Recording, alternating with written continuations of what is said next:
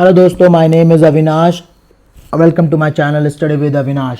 और आज हम भारत को जानो सीरीज़ का एक नया वीडियो बनाने जा रहे हैं जो कि इंडिया साइज एंड लोकेशन से है। और इस टॉपिक में मैं पहले ही ऑलरेडी एक वीडियो बना चुका हूं जो कि मैं आई बटन पे उसका लिंक मेंशन कर दूंगा, आप उसको वहां से जाके देख सकते हैं। इस वीडियो में हम जो डिस्कस करने वाले हैं वो इंडिया की लैंड बाउंड्री के बारे में डिस्कशन करने वाले हैं। तो चलिए हम अपना टॉपिक शुरू करते हैं। इंडिया की लैंड बाउंड्री। इंडिया 15,200 किलोमीटर की लैंड बाउंड्री 7 कंट्रियों के साथ बनाता है, जो कि भारत के 16 राज्यों से और 2 यूनियन टेरिटरी से होकर गुजरती है। जिसमें अगर हम कंट्रीज़ को देखते हैं तो एक कंट्री पाकिस्तान है, दूसरी अफ़गानिस्तान है, तीसरी चाइना, फिर नेपाल, भूटान, म्यांमार और बांग्लादेश। इन 7 कंट्रियों में सबसे लॉन्गेस्ट बाउंड्रीज बांग्लादेश के साथ है जो कि 4,096 किलोमीटर की है, और सबसे शॉर्टेस्ट जो लैंड बाउंड्री है वो अफ़गानिस्तान के साथ है जो कि 106 किलोमीटर की है। तो हम इनको वन बाई वन डिटेल में देखने जा रहे हैं। तो चलिए हम लोग अपनी पहली लैंड बाउंड्री डिस्कस करते हैं पाकिस्तान के साथ। इंडिया और पाकिस्तान के बीच जो लैंड बाउंड्री है वो 3,323 किलोमीटर की है। इस लैंड बाउंड्री को आप मैप में देख सकते हैं, जो आपको 2 रेड कलर की लाइन से दिखाई दे रही है। एक आपको ईस्ट में दिखाई दे रही है, एक आपको वेस्ट में। जो ईस्ट वाली लाइन है ये पहले ईस्ट पाकिस्तान हुआ करता था और ये वेस्ट पाकिस्तान, यानी ये दोनों ही पार्ट मिलाकर पाकिस्तान देश हुआ करता था। क्योंकि आपको पता ही है 1947 में इंडिया से अलग होकर एक देश बना जिसका नाम है पाकिस्तान। इंडिया और पाकिस्तान का जो डिवीज़न हुआ है वो किसके बेसिस पर हुआ है? रिलीजन के बेसिस पर हुआ है।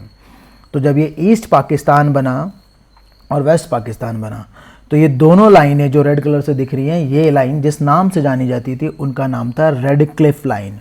अब इसका नाम रेड क्लिफ क्यों पड़ा, तो चलिए देखते हैं। भारत और पाकिस्तान का जब बंटवारा हुआ तो ब्रिटिशर्स ने एक बॉर्डर कमीशन बनाया। उस बॉर्डर कमीशन का हेड बनाया साइरिल रेडक्लिफ को, जो पेशे से एक लॉयर थे और उनको टोपोग्राफी का बड़ा अच्छा नॉलेज था। और उन्होंने ही इन दोनों देशों के बीच, यानी भारत और पाकिस्तान के बीच 17 अगस्त 1947 को जो सीमा रेखा निर्धारण किया, यानी जो बाउंड्री लाइन बनाई, उसे ही बोला जाता था रेडक्लिफ लाइन। ठीक है, और ये देखिए, ये जो रेड क्लिफ लाइन है भारत के 5 राज्यों से होकर गुजरती है, जिसमें एक राज्य सबसे नीचे अगर देखना शुरू करेंगे यह है गुजरात, दूसरा है राजस्थान, तीसरा है पंजाब, चौथा जम्मू कश्मीर और पांचवा लद्दाख है।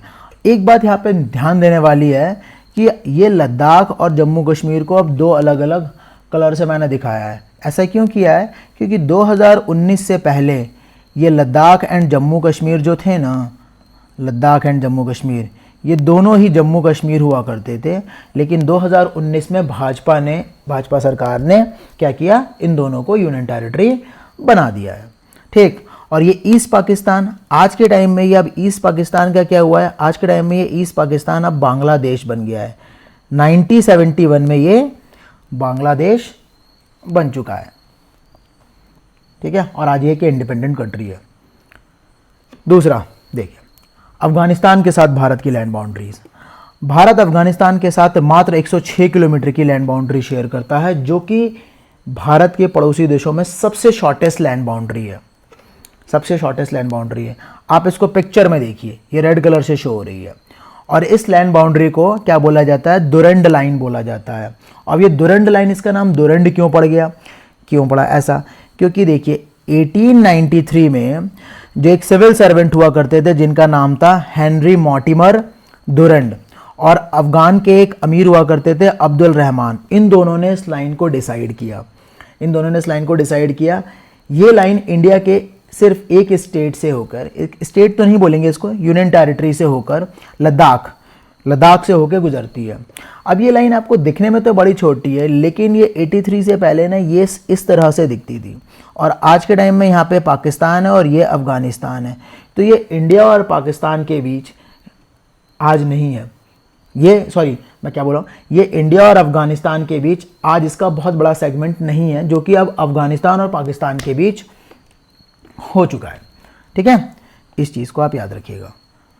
चलिए नेक्स्ट अब बांग्लादेश के साथ देखते हैं। इंडिया और बांग्लादेश के बीच जो लैंड बाउंड्री की लेंथ है वो है 4096 किलोमीटर, जो कि नेबर्स में यानी इंडिया की नेबर कंट्रीज में सबसे लॉन्गेस्ट लैंड बाउंड्री है। आप इसको पिक्चर में देखिए, ये रेड कलर से दिखाई दे रही है और इसका नाम भी रेडक्लिफ लाइन है, क्योंकि इसे साइरल रेडक्लिफ ने ही डिसाइड किया था, जो कि मैं पहले डिस्कस कर चुका हूँ। ठीक, और ये भी भारत के 5 राज्यों से होकर गुजरती है, जिसमें देखिए एक है वेस्ट बंगाल, दूसरा आप देखिए असम, तीसरा आप देखिए मेघालय, चौथा आप देखिए त्रिपुरा, पांचवा है मिजोरम। ये भारत के 5 राज्यों से होकर गुजरती है।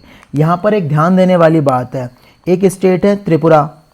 जो त्रिपुरा स्टेट है, इसको जो बांग्लादेश है वो 3 साइड से कवर करता है, 3 साइड से कवर करता है। और ये 3 साइड से कवर इस तरीके से करता है, और ये पूरी साइड से जो कवर करता है इसको बोलते हैं हम लोग जीरो लाइन। जीरो लाइन यानी इंडिया का जो स्टेट त्रिपुरा है और बांग्लादेश, इसके बीच जो बाउंड्री लाइन है इसको हम लोग बोलते हैं जीरो लाइन। अब देखिए इंडिया और बांग्लादेश का जो बाउंड्री लाइन को लेके डिस्प्यूट है वो बहुत पुराना है।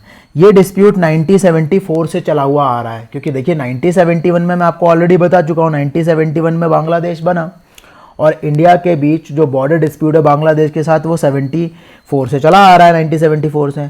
और भारत और बांग्लादेश ने इस डिस्प्यूट को सॉल्व करने के लिए कई बार समझौते किए हैं।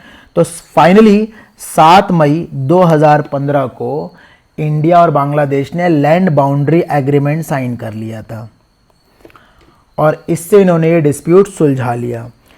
इस डिस्प्यूट को सुलझाने के लिए भारत सरकार ने 119वां संविधान संशोधन बिल संसद में लाए, और लेकिन इसको पास करने के बाद ये क्या बना, 100वां संविधान संशोधन अधिनियम, यानी हम बोल सकते हैं 100th अमेंडमेंट एक्ट बना। ठीक, तो अगर कभी पूछे कि ये समझौता किस अमेंडमेंट एक्ट से सुधरा, अगर एक्ट की बात करेगा तो आप याद रखिएगा वो 100वां संविधान संशोधन है। और अगर संविधान विधेयक की बात करेगा, बिल की बात करेगा, अमेंडमेंट बिल की बात करेगा तो वो 119वां है। तो अब यहाँ पे 2 चीज़ों का कन्फ्यूज़न है भाई, ये बिल और एक्ट में क्या फ़र्क है। संसद में जब तक डिस्कशन हो रहा है वो बिल है, और डिस्कशन के बाद जब उस पर प्रेसिडेंट साइन कर देते हैं वो एक्ट में कन्वर्ट हो जाता है, और फाइनली गवर्नमेंट उसे ही इम्प्लीमेंट करती है। और ये साइन करने की पावर जो प्रेसिडेंट को किस आर्टिकल से मिलती है, 111 इंडियन कॉन्स्टिट्यूशन का आर्टिकल 111 प्रेसिडेंट को बिल पर साइन करने और वीटो पावर की शक्तियां देता है। चलिए अब हम नेपाल के साथ डिस्कशन करते हैं। इंडिया नेपाल के साथ 1751 किलोमीटर की लैंड बाउंड्री शेयर करता है, सही है। ये आपको पिक्चर में दिखाई दे रही होगी, और ये भारत के लगभग 5 स्टेट से होकर गुजरती है। पहला स्टेट है उत्तराखंड, दूसरा उत्तर प्रदेश, तीसरा बिहार, चौथा सिक्किम और 5वां वेस्ट बंगाल। इन 5 राज्यों से होकर नेपाल की और नेपाल की लैंड बाउंड्री होकर गुजरती है। और भारत और नेपाल का कभी कोई खास डिस्प्यूट रहा भी नहीं है, और भारत और नेपाल के रिलेशन भी काफ़ी अच्छे रहे हैं शुरुआत से। ठीक, चलिए अब भूटान के साथ। भूटान और भारत का बहुत रिलेशन जो है बहुत ही हारमोनियस और बहुत प्यारा है। इनके बीच झगड़े कभी नहीं होते, बल्कि इंडिया जो है भूटान को काफ़ी मिलिट्री सपोर्ट भी देता है। ठीक, देखिए भारत और भूटान के बीच जो लैंड बाउंड्री की लेंथ है वो 699 किलोमीटर की है, जो कि भारत के देखिएगा कितने राज्यों से होकर गुजरती है, 4 राज्यों से होकर गुजरती है। तो आप देखिए उसको 1 बाई 1। ये पहला है सिक्किम और भूटान, दूसरा है आप देखिए वेस्ट बंगाल, तीसरा है अरुणाचल प्रदेश, चौथा है असम। इन 4 राज्यों से होकर क्या होकर भारत और भूटान की सीमा रेखा बनती है। ठीक, नेक्स्ट देखते हैं म्यांमार। भारत और म्यांमार की जो लैंड बाउंड्री की लेंथ है वो कितनी है, 1643 किलोमीटर की, जो कि भारत के 4 राज्यों से होकर गुजरती है, जिसमें पहला स्टेट है अरुणाचल प्रदेश, दूसरा है कौन सा, नागालैंड, तीसरा अगर आप देखेंगे ये है मणिपुर, चौथा है मिज़ोरम। और भारत और म्यांमार के बीच जो माउंटेन रेंज दिखाई देती है म्यांमार की तरफ से, उसका नाम है अराकान योमा, अराकान योमा। ये इंडिया और म्यांमार के बीच नेचुरल लैंड बाउंड्री बनाती है। और आपको एक बहुत बड़ी फेमस जेल भी याद होगी जिसका नाम है मांडले जेल, जो कि म्यांमार में ही है, ठीक है। स्वतंत्रता संग्राम के टाइम पे, यानी स्ट्रगल ऑफ इंडिपेंडेंस के टाइम पे यहाँ पर बहुत सारे कैदियों को रखा जाता था। और एक और आपको याद होगा कि 1857 में जो रिवॉल्ट हुआ, यानी 1857 की क्रांति हुई, जिसमें हडसन और निकोलसन ने जब बहादुर शाह जफ़र को हराया तो भी उनको रंगून भेजा गया था। रंगून का मतलब क्या, म्यांमार का पुराना नाम, वहाँ भेज दिया गया था, ठीक है। और चाइना के साथ देखिए, अब देखिए चाइना के साथ भारत की जो लैंड बाउंड्री है वो 3488 किलोमीटर की है, ठीक है। और इसमें एक बड़ा इम्पॉर्टेंट नाम आता है जिसको बोलते हैं हम लोग मैकमोहन लाइन। ये मैकमोहन लाइन आपको अरुणाचल प्रदेश में ये दिखाई दे रही होगी।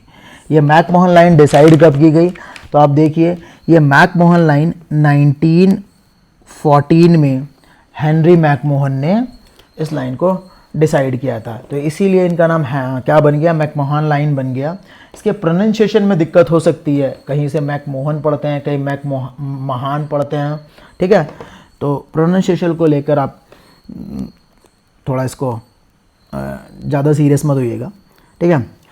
तो 1914 में हेनरी मैकमोहन ने इस लाइन को डिसाइड किया, लेकिन आज के समय में चाइनीज़ गवर्नमेंट इसको मानती नहीं है, ठीक है। और ये जो मैकमोहन लाइन है भारत के अरुणाचल प्रदेश राज्यों से होकर गुजरती है। अब देखिए जो चाइना और भारत के बीच जो ये बाउंड्री लाइन बनती है वो भारत के कितने राज्यों से होकर गुजरती है, अगर आप देखिए एक है लद्दाख, दूसरा है हिमाचल प्रदेश, तीसरा है उत्तराखंड, पांचवा अगर आप देखेंगे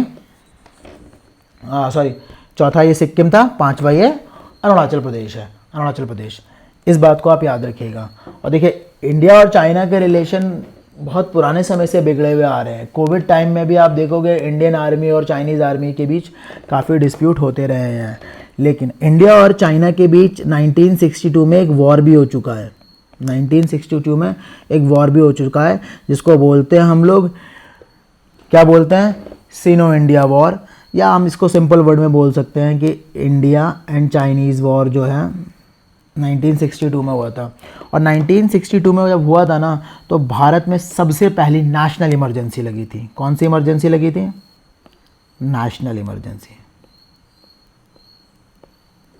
नेशनल इमरजेंसी लगी थी। और नेशनल इमरजेंसी किस आर्टिकल से लगती है, 352 से। और कौन इसे डिक्लेयर कर सकता है, प्रेसिडेंट। ये हम अब जब अपनी कॉन्स्टिट्यूशन के वीडियोस बनाना शुरू करेंगे उसमें आपको मैं इसमें डिटेल में बताऊंगा, ठीक है। और इस इमरजेंसी को किसने डिक्लेयर किया था, कौन से प्रेसिडेंट ने, उनका नाम था डॉक्टर सर्वपल्ली राधाकृष्णन। और सर्वपल्ली राधाकृष्णन कौन थे, इंडिया के क्या थे, फर्स्ट वाइस प्रेसिडेंट हुआ करते थे, ठीक है। इस बात को आप याद रखिएगा, ठीक। एक और चीज़ याद रखिएगा, जब 1962 में इंडिया चाइना वॉर हुआ तो एक और सीज फायर लाइन डिसाइड हुई थी जिसको बोलते हैं LAC, line of actual control. Line of actual control के इस ओर में ये जो रीजन है इसे बोलते हैं अक्साई चाइना, अक्साई चाइना, ठीक है। चलिए अब मैं आपको एक ट्रिक बता देता हूँ जिससे आप याद रख सकते हैं कि कौन सी लाइन सबसे बड़ी है, कौन सी लाइन उसके बाद, कौन सी लाइन उसके बाद। इस तरीके से आप याद रख सकते हैं। तो इसकी एक शॉर्ट ट्रिक याद रखिएगा जिसमें हम लोग बोलते हैं बचपन में भूल, बचपन में भूल। ये देखिएगा बी से आएगा बांग्लादेश जो कि 4096 किलोमीटर की 4096 किलोमीटर की लेंथ है, ठीक। और अगर आप बांग्लादेश के साथ देखोगे तो बांग्लादेश के साथ भारत के 5 स्टेट बॉर्डर शेयर करते हैं। फिर उसके बाद आता है चाइना। चाइना की अगर आप बाउंड्री लाइन देखेंगे 3488 किलोमीटर की है और जिसके साथ भारत के 5 स्टेट अपनी बाउंड्री शेयर करते हैं। उसके बाद आप देखिएगा पाकिस्तान। पाकिस्तान की कितनी लेंथ है? 3,323 किलोमीटर की लेंथ है और इससे भी भारत के 5 स्टेट बाउंड्री शेयर करते हैं। अगर आप नेपाल के साथ देखेंगे, ना से नेपाल हो गया, नेपाल के साथ कितनी है? 1751 किलोमीटर की है और नेपाल के साथ भारत के 5 स्टेट अपनी बाउंड्री शेयर करते हैं। माँ से हो जाएगा म्यांमार और ये 1,643 किलोमीटर की बाउंड्री लाइन शेयर करते हैं और इसके साथ भारत के 4 स्टेट्स से नॉर्थ ईस्ट स्टेट्स हैं। और ये वहाँ से भूटान हो जाएगा और जो भूटान के साथ कितनी होती है? 699 किलोमीटर की बाउंड्री लाइन है और ये कितने स्टेट? भारत के 4 स्टेट। और ये जो आपको लेटा हुआ ला दिख रहा है, ये अफ़गानिस्तान, इसे हिंदी में याद रखिए, अफ़गानिस्तान उसके साथ 106 किलोमीटर की बाउंड्री लाइन शेयर करते हैं। यानी अगर आप सबसे देखेंगे, सबसे लॉन्गेस्ट किसके साथ है? तो बांग्लादेश के साथ। अगर आप शॉर्टेस्ट देखेंगे तो अफ़गानिस्तान के साथ बाउंड्री लाइन शेयर की जाती है। तो इस लेक्चर में बस हम इतना ही रखेंगे। अगर आपको ये लेक्चर पसंद आता है तो आप मुझे कमेंट सेक्शन में लिख के ज़रूर बताइएगा, ठीक है। और आपको नेक्स्ट वीडियो किस टॉपिक पे चाहिएगा ये भी मुझे बताइएगा। तो चलिए, थैंक यू सो मच। अगर आपको ये लेक्चर पसंद आता है तो मेरे चैनल को लाइक एंड सब्सक्राइब कीजिएगा।